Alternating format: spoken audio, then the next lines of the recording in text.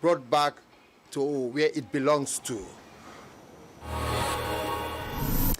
The World Bank and the International Monetary Fund have warned there's a very high risk of a global recession next year. But in a world gone upside down, coincidentally, Ben Bernanke, who presided over the U.S. Federal Reserve during the 2008 financial catastrophe, has just been awarded the Nobel Prize for Economics. Take it away, Caleb Moppin. Ben Bernanke. He's the guy who chaired the U.S. Federal Reserve Bank from 2006 to 2014. Now, it's pretty well understood those were not good years for the U.S. economy. Who can forget 2008? Down 1.7% here, a loss of 37 points or so. Apple shares are just getting hammered this morning. We're down by between 3 and 4.5% generally across these markets. Let's talk about the speed with which we are watching this market deteriorate. Well, the man who sat at the top of the U.S. Federal Reserve Bank during all of this just got the Nobel Prize for Economics. Seriously. He was first appointed to the Fed's Board of Governors in 2002. He made a splash for himself by talking about the dangers of deflation and methods that could be used to oppose deflation, giving birth to what's been called the Bernanke Doctrine. George W. Bush liked him so much he promoted him to the role of Fed chairman. In the lead-up to the 2008 financial crash, he said that everything was just fine.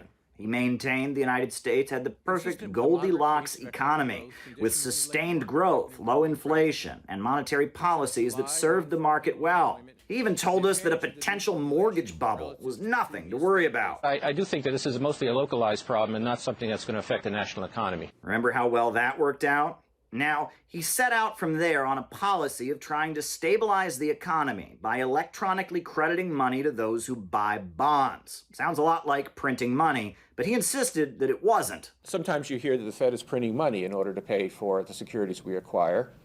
And I've talked about that in giving some conceptual examples. But as a literal fact, the Fed is not printing money. Now, he's technically true. There was no printer involved. There was no new paper money created. But he was essentially doing the exact same thing, just with the click of a mouse. Critics said this would cause inflation, but Bernanke insisted everything was fine. We're not printing money. The amount of currency in circulation is not changing. The money supply is not changing in any significant way.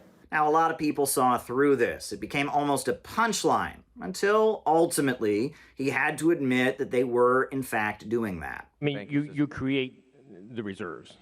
Yes. And so, I mean, is that printing money? Not literally. Nothing like honesty and transparency from those who run our economy, right? So why exactly is this man a hero? Because the USA survived the financial crash that he helped to create, he must be a competent fellow. Interesting twist of logic there, but it worked for Time magazine. They named him as Person of the Year in 2009. And how did he get the U.S. economy going again, you may ask? If we don't get the financial system working, and that involves very likely both taking bad assets and injecting capital, that other steps to restore the economy will probably not be effective. But just don't call it printing money. We've been over that. So where are we now exactly? Record inflation in the United States. The Consumer Price Index is up 8% over August. Now, at this point, they've just continued printing money, and the rising energy and food costs due to sanctions on Russia have only made things worse. American families are getting squeezed. Polls show the public is furious over continued economic mismanagement. So it sounds like the right time to give the guy who started it all the Nobel Prize. Just another sign of how out of touch the American elite really are. The legacy of Ben Bernanke is very questionable. He's really distorted the global financial markets and caused this huge debt run-up in the system in private business. And now we're beginning to see the consequences of that, as now we're finally raising rates, and now the financial system is in increasing distress. So his legacy to me is distribution of income and wealth to the wealthy investors, and exacerbating inequality in the U.S. and destabilizing the global financial system. And I don't think that's a great legacy that deserves a Nobel Prize. Well, you know, it's very similar.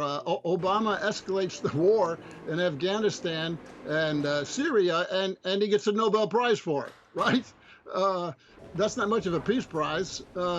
So, you know, the Nobel Prizes don't mean very much. They're very political.